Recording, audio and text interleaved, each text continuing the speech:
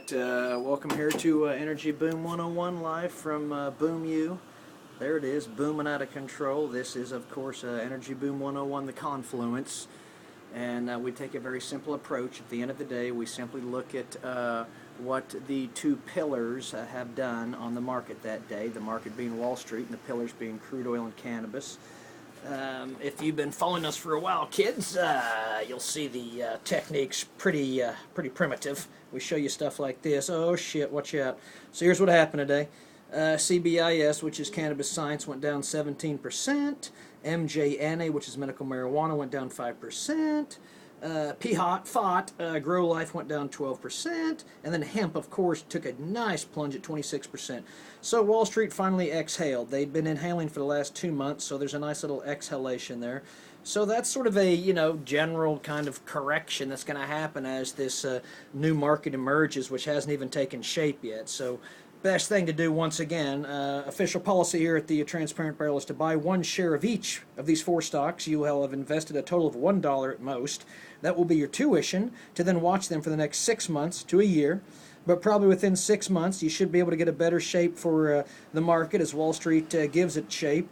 And then you can start placing much better bets. By the way, Abco Oil, you know them, you love them, out of Tulsa, drilling down in Argentina, up 7% today. So something may be going on there. Of course, OEDV was down 7%, so the cosmic jester may be involved. So anyway, that's what happened today on the cannabis end of Wall Street, which is why this show is called The Confluence, because coming together here at Boom U is a confluence of crude oil and cannabis. Now, you've seen what happened today on Wall Street and the cannabis markets, which, by the way, have really been fun to watch, and I predict will be fun to watch probably for the next year, probably for the rest of 2014. We should be able to see these four stocks going up and down, and a few of them may stay up. I don't know. No one knows really for sure, and that's why it's going to be fun. And there'll be gushers both ways. Those are pretty good negative gushers right there, but there have been plenty of positive gushers. So we'll compare these four stocks with probably what we'll try and do is put together an index of the four best energy stocks that at the end of the day. Oh, by the way, today's show, the Energy Boom 101, the drilling fluid we're using right here, boom, pretty nice little wine, I gotta tell you. Nice Cab Sav, rich and fruity. I would prefer it a little drier, but definitely a nice Cab Sav. Nothing to sneeze at, I'll guarantee you that. And that's the drilling fluid. The fracking services we've employed once again, Geronimo John's old, outdated, and dried out Cali Sativa that has its effect, which is always pleasant, but is by no means premium. That said, we're at about 3 minutes and 9 seconds into the show here, kids, at K-Rig. Let's kick you over to the crude side. You've heard about the cannabis. Let's go over to the crude side. And you know what we do with this. We simply look at the Wall Street Journal. Here it is.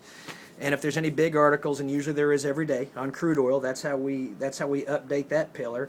Now, interestingly enough, there really isn't anything today in the Wall Street Journal on crude oil. There's a few little articles here and there that talk about, well, I tell you what, Clayton Williams Energy, a publicly traded company, has been up the last 2 days, large percentage gainer. So do your research and look into them. Clayton Williams is an oilman out of Texas, I believe, and his company probably has a couple sweet plays somewhere, and he's starting to extract it. So that was some oil news today that I saw in the Wall Street Journal, but no other big news. But that doesn't matter because we always have the Daily Oklahoman. That's the other newspaper we go to, and that's always fun because we can always do oil patch jazz. So we're not even at 5 minutes, and you already know what's going on in the cannabis world. All the stocks took a good tanking today. And in the crude world, the long-term trend to remember, kids, is that it's booming. That would be an understatement.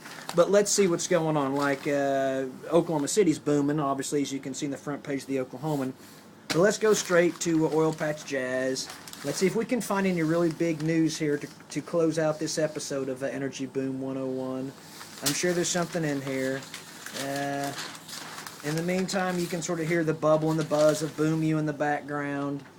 Let's see, attorney, New York private equity firm acquires global health. I don't know who the hell that is.